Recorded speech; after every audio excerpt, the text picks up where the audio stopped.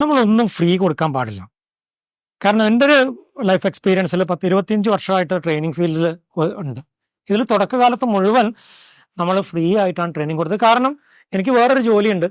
Okay, ദൈവം സഹായിച്ചിട്ട് എനിക്കൊരു ജോലി തന്നിട്ടുണ്ട്. അപ്പോൾ ആളുകൾക്ക് കൊടുക്കാനുള്ളത് നമ്മൾ എന്ത് ചെയ്യാം, വെറുതെ നമുക്ക് കൊടുത്താലും കുഴപ്പമില്ല എന്നുള്ളതാണ്.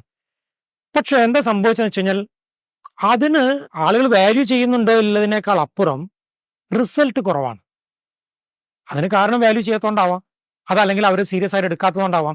ഇവർ 2-3 പ്രാവശ്യം വരും, അത് കഴിഞ്ഞാൽ പിന്നെ അവർ ഡിസപ്പിയർ ആവും, അല്ലെങ്കിൽ മുഴുവനായിട്ടുള്ള കോഴ്സുകൾ ചെയ്യില്ല.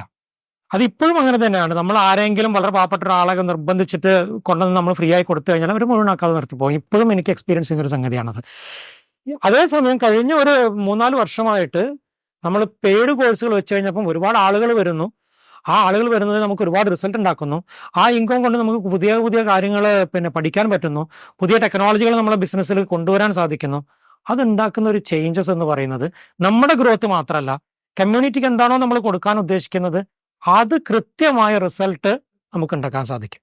അപ്പോൾ കോച്ചിങ് ആയിരുന്നാലും ബിസിനസ് ആയിരുന്നാലും ഫ്രീ എന്ന് പറയുന്ന ഒരു സംഗതി റിസൾട്ട് ഉണ്ടാക്കില്ല.